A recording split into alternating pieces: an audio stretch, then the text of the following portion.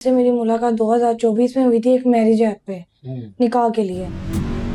शादी के झांसे में रख के मेरे साथ जिस्मानी ताल्लुक कायम किया।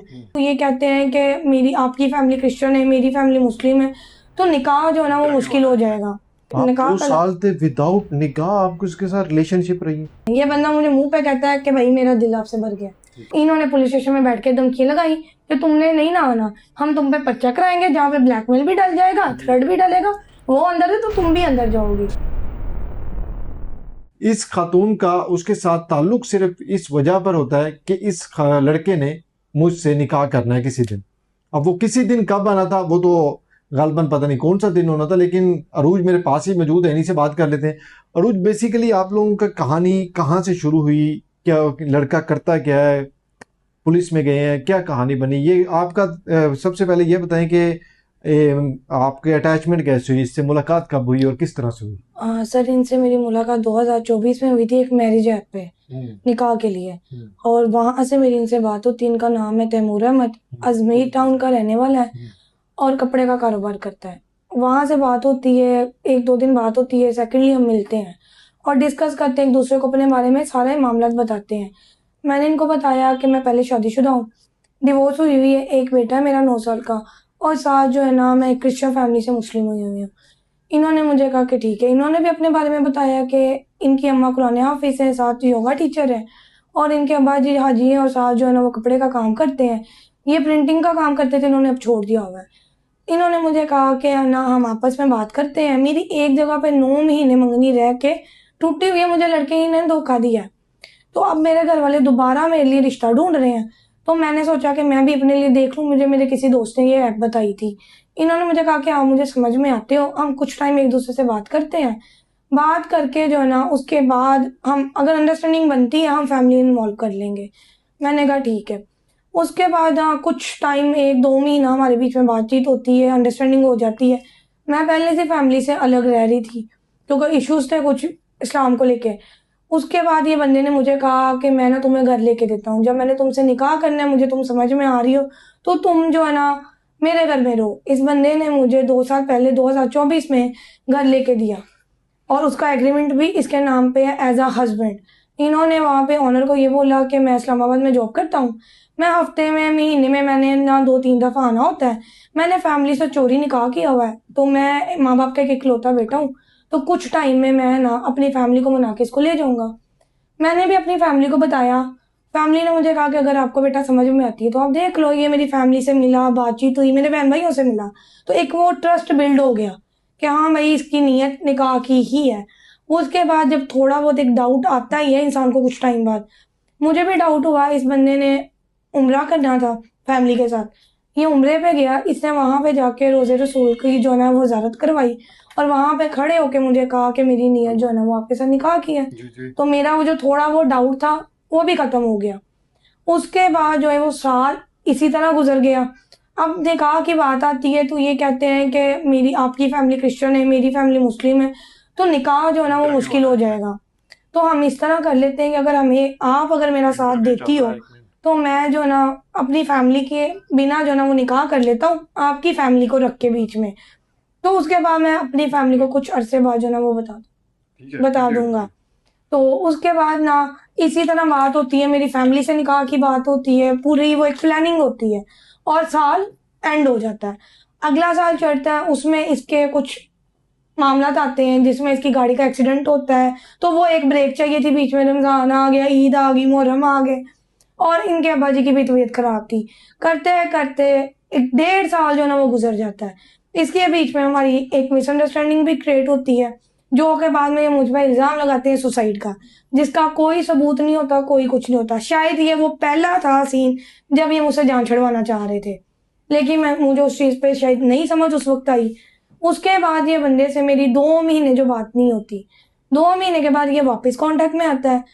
खर्चे ये पूरे कर रहा था शौहर की तरह ही, किराया दे रहा है, सब कुछ ही दे रहा, आता नहीं है।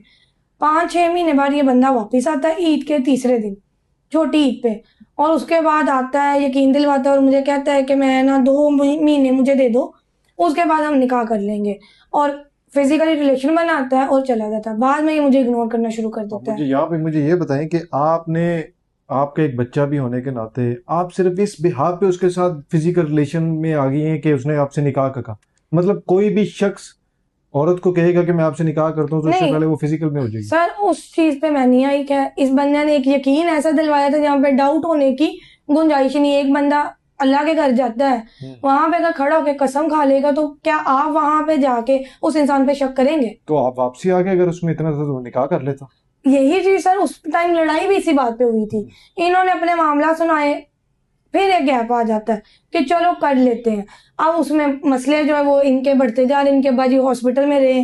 अब वो एक वैलिड जो मसला था मुझे भी नजर आ रहा था। करते करते वो टाइम गुजर गया। उसके बाद 5 महीने का गैप आ गया कि मुझे सिर्फ अब्बाजी का जो काम है वो कर नहीं सकते, वो मैंने संभालना, मुझे सिर्फ स्टैंड करने दो। आप फिर थाने में गई, एप्लीकेशन लिखवाई, वहां क्या बना आपके साथ? उसके साथ यहाँ वहां पे ये बना के 376 का पर्चा इस पे बनता है, ठीक है। क्योंकि इसने 2 साल से वो जो मुझे आप निकाह 2 साल थे विदाउट निकाह आपको उसके साथ रिलेशनशिप रही है? हाँ जी नहीं आपने तब आपको ख्याल नहीं आया? मुझे तो इस बात भी हैरानगी सर, लगी। मैंने आपको बताया साल जो ना ये बंदा मेरे साथ रहा, बीच में आप 5-6 महीने जो है ना वो तो ये वहां पे मुझसे 2 मिला ही सालों नहीं। में एक दफा भी आपको रियलाइज नहीं हुआ कि ये कहीं पे भी कभी भी धोखा देगा? सर हुआ, पहले साल में हुआ जब इसने जाके मुझे वहां पे यकीन दिलवाया है। और मैं जिस फैमिली से बिलोंग करती हूँ वहां पे कसमें झूठी नहीं खाई जाती। और अगर कोई कसम खाता है तो हाँ लिए वो बड़ा मैटर करता है। तो मैंने तो उस चीज पे की कि एक मुसलमान जो है इतनी बड़ी जगह पे जाके कसम खा रहा है तो वो झूठी तो नहीं हो सकती। ठीक है, मसले मसाइल है, मैं वेट कर लूंगी। जहां पे इतना वेट किया वहां पे और वेट कर लूंगी। अब उसमें उसने वो थोड़ा सा जो गैप होता है ना वो भी शक करने का मुझे दिया ही नहीं। किराया वो दे रहा है, बात वो कर रहा है, कांटेक्ट में वो रह रहा है, तो शक कहाँ पे है? होता ही नहीं। सिर्फ मजबूरियां छोड़ने की वजह उसकी क्या बनी? छोड़ने की वजह नहीं थी। इन्होंने किया कि ये मुझसे लास्ट मिलने आए, मिलने के बाद इनके माइंड में क्या आया क्या नहीं आया, इन्होंने मुझे इग्नोर करना शुरू कर वजह दिया। ये बनी होगी शायद जो उसको चाहिए होगा वो मिल गया, उसके बाद उसने निकाह करना ही नहीं चाहा। शायद अगर निकाह पहले हो जाता आप लोगों का तो मे भी आप लोगों का आज रिश्ता हुआ होता। गलती जहां पर उसकी है वहीं पर आपकी भी है। लेकिन मैं यहाँ पे ये सुनना चाह रहा हूँ कि आप लोगों की मिसअंडरस्टैंडिंग कहाँ पे जाके? सर मिसअंडरस्टैंडिंग यहीं से स्टार्ट हुई थी कि जब ये लास्ट टाइम आया उसके बाद चला गया, इसने इग्नोर करना शुरू किया और मैंने इसको फोन शोन करने शुरू किए। इसने किसी से, पुलिस वाले से धमकियां लगवाई कि मुझे जो ना ये थ्रेट करी और ब्लैकमेल करी। बात वहां से बिगड़ी थी कि अब मैं आपको निकाह का कह रही हूँ तो आप मुझे कह रहे कि मैं थ्रेट कर रही हूँ। अगर मैं अभी भी जोर ना डालती तो शायद तुम 10 साल भी मेरे साथ ऐसे ही रहते। सिर्फ जोर डालने पे आपने मुझे ब्लैकमेल वगैरह शुरू करवा दिया। उसके बाद मैं इसको घर पे इसके मिलने जाती हूँ, उससे बात करने, ये बंदा मुझे मुंह पे कहता है कि भाई मेरा दिल आपसे भर गया। उसके बाद ये मुझे फिर से धमकी देता है कि मैं ना तुम्हारे खिलाफ कानूनी कार्रवाई करवाता हूँ कि ये लड़की मुझे थ्रेट कर रही है और ब्लैकमेल कर रही है। जबकि कुछ था ही नहीं, मैंने ऐसी कोई चीज ही नहीं की। मैं भी गई, मैंने भी जाके निश्चित थाने में एक एप्लीकेशन दे दी कि इस बंदे ने 2 साल से निकाह के बिहाफ पे मेरे साथ रिलेशन रखा है। अब मैं निकाह का जोर डाल रही हूँ उस पे तो ये मेरे साथ धमकियां लगा रहा है, खुद भी लगवा रहा है और मुझे थ्रेट कर रहा है। और साथ इसने ना मुझे 2 साल से शादी का लारा लगा के शादी के झांसे में रख के मेरे साथ जिस्मानी ताल्लुक कायम किया। उसके बाद इसको बुलाया जाता है, ये बंदा नहीं आता। सुबह से शाम तक वेट किया जाता है इसका, उसके बाद जो इस पे पर्चा दे दिया जाता है। पर्चे के अगले दिन इसको गार्डन टाउन पुलिस गिरफ्तार करती इसके घर से। गिरफ्तार करने के बाद रात को लेके आते हैं, अगली सुबह जो है ना वो सारा कुछ चेंज है कि लड़का वहां पे मानता ही नहीं कि उसका मेरा कभी ताल्लुक भी था पुलिस के सामने। मैंने वहां पे सबूत दिए हैं जो मेरे पास है, कुछ हमारी पिक्चर्स, कुछ हमारी वीडियोस जी। उसके बाद जो थे ऑनर की गवाही वगैरह जबरदस्ती दिलवाई गई। पुलिस नहीं ले रही थी। पुलिस ने मुझे वकील हायर नहीं करने दिया। पुलिस ने मेरे साथ किसी को पुलिस स्टेशन नहीं जाने दिया। जस्ट प्रेशर के निकाह करने का फायदा नहीं है, छोड़ो, बीच का रास्ता निकाल लो। पुलिस वाले कह रहे हैं बिल्कुल इनडायरेक्टली के बीच का रास्ता निकाल लो। केस तुम्हारा बनता नहीं क्योंकि तुम मर्जी के साथ थी और 376 का तो है ही नहीं। और वो क्या है, वो कोर्ट में जाओगी, तुमने जलील होते जाना, उसने निकल जाना, जो के हुआ है वो निकल गया। 376 की दफात FIR होने के बावजूद उसकी बेल हो गई, वो निकल गया। और मैं वही बात है कि मैं जलील हो रही कि जो इन्होंने कहा वो सच हो गया। इन्होंने कहा था कि तुम नहीं करोगी तो कोई और कर लेगा, तो इन्होंने जो पैसे मुझे देने थे वो मैंने नहीं लिए, इन्होंने वो और जगह पे लगा के सारा कुछ कर लिया है। उसके बाद पुलिस मेरा मेडिकल नहीं करवाती। पुलिस टोटली प्रेशर डाल रही होती है कि हम तुम्हारा निकाह कर रहे हैं। पहले वो निकाह के लिए तैयार नहीं है, पहले कुछ वो मान नहीं रहा, एकदम से वो मानना शुरू हो जाता है। ठीक है। बाद में पुलिस कहती है कि हम निकाह करवा रहे हैं मैडम आपका, तो आपने पता क्या करना, मेडिकल नहीं करवाना। ठीक है। वैसे भी कुछ नहीं आना, और जब निकाह ही करना मेडिकल की जरूरत। मैंने इधर निकाह मना किया मेडिकल के लिए, उधर से लड़के ने मना कर दिया कि मैंने निकाह नहीं करना। ठीक है। कोर्ट में कहा। ठीक है। फिर वे जज साहब ने, मॉडल टाउन कचहरी के जज साहब जो है, उन्होंने मैडम को ऑर्डर दिया कि आप जो है इनका निकाह करवाएं। ठीक है। और मैडम उसको दूसरी रिमांड पे लेके फिर गई। ठीक है। रिमांड पे लेके इनका कोई रिश्तेदार मुझसे मिलता है एंड पुलिस स्टेशन में बैठ के वो मुझे धमकियां लगाता है कि अगर आप हमारी शर्तों पे नहीं आ रही तो हम आप पे पर्चा देंगे। शर्तें क्या थी? शर्तें ये थी कि पहले आप लड़के के खिलाफ जो बयान है वो वापस लेंगे और ये कहेंगे कि मैंने गलतफहमी में पर्चा दिया। सेकेंडली जो निकाह है वो हम 1 महीने बाद करवाएंगे, आप लड़के के ऊपर से पर्चा हटवाएंगी, उसके माँ बाप जो है वो करेंगे। मैंने उनको कहा कि सर इसके घर से इनडायरेक्टली मुझे कॉल्स आ रही थी कि यहाँ तुम पर्चा हटा लो, यहाँ जो तुमने लेना है हमसे डिमांड कर लो, नहीं तो हम तुम्हें भी अंदर करा देंगे। जिसमें इन्होंने मुझसे मेरा घर खाली करवाने की भी कोशिश की, मेरे ऑनर को भी बीच में इन्होंने इन्वॉल्व किया कि लड़की से घर खाली करवाया जाए। जब नहीं कुछ हुआ तो इन्होंने पुलिस स्टेशन में बैठ के धमकी लगाई कि तुमने नहीं ना आना, हम तुम पे पर्चा कराएंगे जहाँ पे ब्लैकमेल भी डल जाएगा, थ्रेट भी डलेगा, वो अंदर है तो तुम भी अंदर जाओगी। पुलिस वाले कह रहे हैं कि वो अंदर, वो बंदा कह रहा है, वो आपको उल्टा धमकी दे। हाँ, और पुलिस आगे से कहती है कि सर आप एक काम करें, डीएसपी के ऑफिस जाएं, वहां से इसके ऊपर एप्लीकेशन लेके आए। ठीक है। और 2 दिन बाद वही बंदा जो रिश्तेदार था वो कोर्ट में लड़के का वकील निकलता है। और मैंने पहला सवाल मैडम से यही पूछा कि आपने मुझे कहा था कि वकील नहीं है, अब ये वकील कहाँ से आ गया? और मैंने तभी फिर कहा कि मैंने मेडिकल दोबारा करवाना है। ठीक है। तो फिर हमने मेडिकल करवाया। मेडिकल जो है वो जज साहब को कहा कि इन्होंने मुझसे किस तरह मना करवाया कि इन्होंने 10 दिन मुझे प्रेशराइज किया, डराया है, धमकाया है, टॉर्चर किया, और ये कहते रहे कि मेडिकल में कुछ नहीं आना, जो कि इनका सबसे पहला काम बनता था। इन्होंने लड़के को 10 दिन रखा है वहां पे, और उन 10 दिनों में मेरा मेडिकल नहीं करवाया। लड़के का करवा लिया, मेरा नहीं करवाया। ठीक है।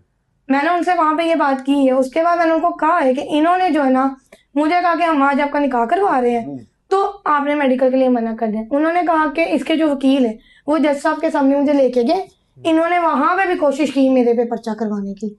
जज साहब को कहते हैं कि सर ये ना अदालत की तौहीन कर रही है, ये कह रही है कि मुझे अदालत में डराया धमकाया गया, मेरे सिर पे बंदूक रखी गई है। ठीक है। मैंने कहा सर मैंने ये नहीं कहा, मैंने सिर्फ ये कहा कि पुलिस वालों ने अदालत के अंदर खड़े होकर मुझे कहा है कि आज हम आपका निकाह करवा रहे हैं तो मेडिकल के लिए हम मना कर दे। इन्होंने 3 दफा सवाल पूछा, मैंने तीनों दफा एक ही जवाब दिया।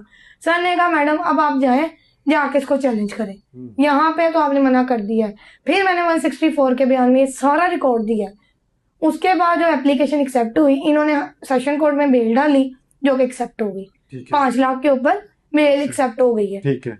अब उसमें जो है ना लड़के का सिर्फ एक बयान था जो कि केस के तीसरे दिन लिया जाता है, मैंने आपको भेजा भी है 12 तारीख को, जिसमें लड़का मानता है कि मेरा 2 साल से इसके साथ ताल्लुक था, हम शादी करना चाहते थे, मैं इसके साथ ज़िना करता रहा हूँ, मुझसे गलती हुई लिहाजा मुझे माफी दी जाए। वो था उसका बयान जो कि कोर्ट में हमने बेल में इस्तेमाल किया था कि इसको बेल ना मिले। लड़का अपना गुनाह खुद कबूल कर रहा है कि वो माफी मांग रहा है कि उसने गलती की है। लेकिन उसके बाद जो था इन्होंने, पुलिस ने अपनी जो फाइल पेश की उसमें टोटली जो था ना वो ये लिखा है कि लड़के का रिलेशन सिर्फ 4-5 महीने का था। लड़की उससे पैसे खा रही थी। जब लड़के को समझ आई तो लड़के ने लड़की को छोड़ दिया। पुलिस ने बयान चेंज किया? नहीं, वो बयान के साथ पुलिस ने अपनी फाइल में ये लिखा कि लड़के की तरफ से हमें दोबारा बयान ये मिला है। ठीक है। वो बयान पहला था, ये दूसरा बयान है। अब उसमें लड़का कहता है कि लड़की ने मुझे डराया है, धमकाया है, थ्रेट किया है, लड़की ने सुसाइड करने की कोशिश की है, ये किया है, वो किया है, जिसका एक भी प्रूफ कोर्ट में नहीं लगाया जाता। अब लड़के की बेल हो चुकी है। लड़के की बेल इसी बिहाफ पे हुई है, इसी बिहाफ पे लड़की जो है गुनहगार है, लड़का जो है वह नहीं है। आज आप इन्वेस्टिगेशन गई है, क्या बना वहाँ? सर वहाँ पे जो डीआईजी साहब से पहली बात तो मुझे मिलने ही नहीं दिया जा रहा। आज मुझे 3रा दिन हो गया है। ठीक है। वहाँ पे मुझे ये कहा जाता है वो 2 नंबर कमरे में से एक कमरे में भेजा गया, वहाँ पे मैडम बैठी हैं। मैडम वहाँ पे ऑनलाइन जो है एक बयान निकालती हैं जो कि लड़के का दूसरा बयान है, जिसमें लड़का मेरे खिलाफ कुछ नहीं कह रहा लेकिन सब कुछ मान रहा है। अब मैडम मुझे कहती है मैडम ये 376 का पर्चा आपने क्यों दिया? मुझे उनका नाम नहीं याद। SHO है वहाँ से? हाँ जी। SHO। अब वो मुझे क्या, इंस्पेक्टर है, इंस्पेक्टर है। ठीक है। अब वो मुझे कहती हैं कि आपका जो 376 का तो पर्चा ही नहीं बनता, पर्चा तो आपके ऊपर बनता है कि आपने उस लड़के के ऊपर। SHO आपको कह रहे हैं कि आप पे पर्चा बनता है? इंस्पेक्टर है वो, आप पर पर्चा बनता है? आप पे पर्चा बनता है उनके ऊपर। और लड़का शरीफ है, उसके फैमिली शरीफ है, जिसने आपके ऊपर पर्चा नहीं दिया वो तो बेगुनाह है, वो तो सारा कुछ कबूल कर रहा है। मैंने मैडम को कहा कि मैडम ये आप कह रही हैं, कोर्ट में ये दूसरा बयान नहीं था, इस तरह तो लड़के ने 3 बयान दिए हैं फिर, जिसमें वो एक दफा 2 साल का रिश्ता मान गया, अब ये मान गया, और एक वो मेरे खिलाफ कह रहा है। तो बेसिकली है क्या, उन्होंने कहा कि ना मैं आपके आयो को बुलाती हूँ, उनसे सवाल जवाब करते हैं। आयो आई 4 बजे, जबकि टाइम 2 बजे का था, 4:30 बजे आई, और आयो मुझे पता क्यों नहीं आई, क्योंकि उन्हें खुली कचहरी में पेश नहीं होना था, वहां पे जवाब देना पड़ता, वो नहीं आई। 4:30 बजे वो आती है, वहां पे आने के बाद मेरे आने से पहले सवाल जवाब चल रहे होते हैं। इंस्पेक्टर साहिबा उनसे ये कह रही होती हैं कि मैडम आपने तो लड़के के साथ ज्यादती कर दी है, आपने 1 महीना उसको अंदर रखा है, जबकि लड़का बेगुनाह है। उसके बाद जो है आपको चाहिए था लड़की के खिलाफ कार्रवाई करती, और वो उसकी फैमिली ने कुछ नहीं आपको कहा, कहती नहीं मैडम उनकी तरफ से तो मुझे प्रेशर आ रहा है कि आपने हमारे लड़के के साथ गलत किया, आप लड़की के ऊपर करवाएं। अब पुलिस आपको थ्रेट कर रही है? बिल्कुल, वो मुझे पहले दिन से कर रही थी, लेकिन अब DIG साहब के ऑफिस में भी हो रहा है कि वो इतना वो पैसे वाला है, उसने सारा कुछ कर लिया है, करने के बाद भी भाई वो बेगुनाह है। तो आप एक काम करें, वो पर्चा मेरे पे दे दे, इज्जत उसने नहीं खराब की, मैंने की है, वो आप पर्चा मेरे पे दे दे। अब वो मैडम कहती हैं कि बेटा आपका रिलेशन 7 का था, भैया मुझे क्यों कह रहे हो 376 का पर्चा मैंने क्यों दिया, आप जाके निश्तर के एसएसओ से पूछें कि उन्होंने 376 पर्चा क्यों दिया, मेरे से तो नहीं सवाल कर सकती आप, मुझे उठ के कह रही है आपने क्यों दिया, आप पे कार्रवाई बनती है, उन पे कार्रवाई करें, आप लोग खुद अपने पे करें, मेरे पे क्यों कर रहे हैं। अब लड़का जेल से बाहर आ गया है, वो बेल पे है, और आप जो है वो कचहरियों के और थानों के धक्के खा रहे हैं। बिल्कुल सर, अब यहाँ पे जो मैडम है वो इंस्पेक्टर साहब DIG ऑफिस की, वो आयो से फाइल मांगती है कि लड़की कह रही है कि लड़के ने मेरे खिलाफ बयान दिए, मैडम फाइल देती है, जो कि फाइल में साबित हो जाता है कि लड़के ने मेरे खिलाफ ही बयान दिया, लड़के ने 2 बयान में 2 साल मान लिए, और जो मैडम फाइल जो कोर्ट पहुंची है उसके अंदर वो 5-6 महीने का जिक्र कर रहा है। अब मैंने मैडम को कहा मैडम यही तो मैं कह रही हूँ, मैं इसीलिए तो इन्वेस्टिगेशन चेंज करवाने आई हूँ। उन्होंने मुझे कहा कि अच्छी बात है ना, आपके खिलाफ कोई कार्रवाई नहीं की कानून ने।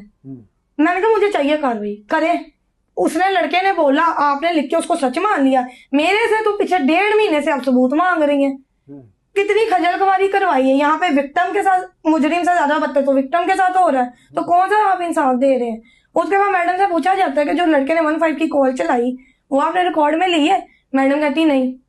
मैंने कहा इनसे यह पूछा कि जो 1122 को कॉल चलाई गई वो रिकॉर्ड में ली गई है, मेरी मेडिकल रिपोर्ट ली है, पुलिस को इन्फॉर्म किया गया था कि मैंने सुसाइड किया है, इनके पास प्रूफ है कि मैंने सुसाइड किया था, कुछ भी नहीं है। अब वो मुझे टाइम देती है दोबारा से पीर का कि हम फाइल स्टडी करेंगे, पीर को आपको बुलाएंगे 4 बजे, पीर को बुला के फिर आप DIG साहब से नहीं मुझे मिलने देंगे।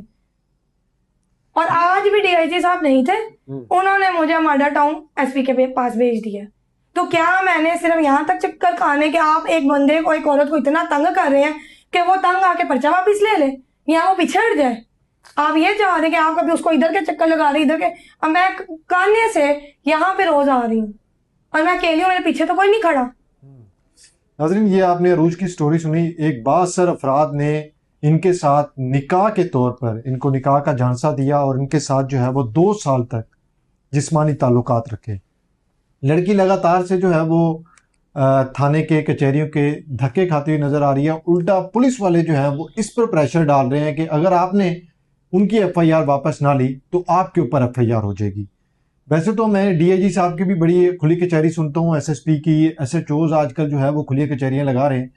तो उन खुली कचहरियों का क्या फ़ायदा जब एक साइलिन आपके पास चल कर आता है और वहाँ के बैठे हुए आपके इंस्पेक्टर उनको धमकियाँ दे रहे होते हैं कि अगर आपने अपनी FIR वापस ना ली तो आपके खिलाफ उल्टा जो है वो FIR हो जाएगी। ये खातून जो है मुझसे सोशल मीडिया प्लेटफॉर्म पर रब्ता करती हैं, यहाँ पर पहुँचती हैं और कहती हैं कि मैं कचहरी में, थाने में मुसलसल धक्के खा खा कर तंग आ चुकी हूँ, लिहाजा अब मेरी आवाज़ जो है वो सोशल मीडिया पर उठाई जाए। शायद मेरी आवाज़ तब उठाई जाए, शायद मेरी आवाज़ तब जो है वो कोई ना कोई सुन ले, क्योंकि पुलिस अफसरान हो गए, सरकारी महकमे वाले हो गए, कोई भी मेरी आवाज़ सुनने को तैयार नहीं है, क्योंकि बासर अफराद उनको पैसे खिलाकर बैठे हुए हैं। तो ये जनाब साहिबा यहाँ पर आई हैं और आज आपने इनका प्रॉपर इंटरव्यू सुना है कि ये बेसिकली किस तरह से थ्रू आउट जो है वो लड़के के झांसे में आई। लड़का इनको 2 साल तक लगातार इस्तेमाल करता रहा और अब जो है उसकी डिमांड ये है कि मैं आपके साथ कोई ताल्लुक नहीं रखना चाहता। FIR करवाती हैं, FIR वाले जो है वो 376 की दफात लगती हैं और उसको बेल मिल जाती है। दोबारा से ये इन्वेस्टिगेशन करवाती है और इन्वेस्टिगेशन वाले इसको उल्टा इसके ऊपर FIR की धमकी देते हैं। वज़ीर पंजाब मरियम नवाज साहिबा जो हैं वो खवातीन के हवाले से अगर उनसे जाना जाए तो वो कहती है मेरी रेड लाइन है, ये भी आपकी रेड लाइन है। अगर ये इंसाफ के लिए दर बदर जा सकती हैं तो उम्मीद है, होप्स हो कि हमारी ये आवाज़ जो मेरा प्रोग्राम है ये किसी आला हुकाम तक चला जाए या किसी ऐसे अफसरान के पास चला जाए तो शायद इस बीबी की जो है वो बात को सुने भी सी, अंडरस्टैंड भी करें और शायद एक दफ़ा बुलाकर इसकी जो मेरे सामने जो इसने कहानी बयान की है, अगर कोई अफसर इसकी कहानी को सुन ले तो मे भी शायद मसले का जो है वो हल निकाला जा सकता है। एनी हाउ देखते ये हैं कि आने वाले वक्त में ये फिर से थाने कचहरियों के धक्के खाएंगी या फिर इनको भी कोई इंसाफ मिलेगा।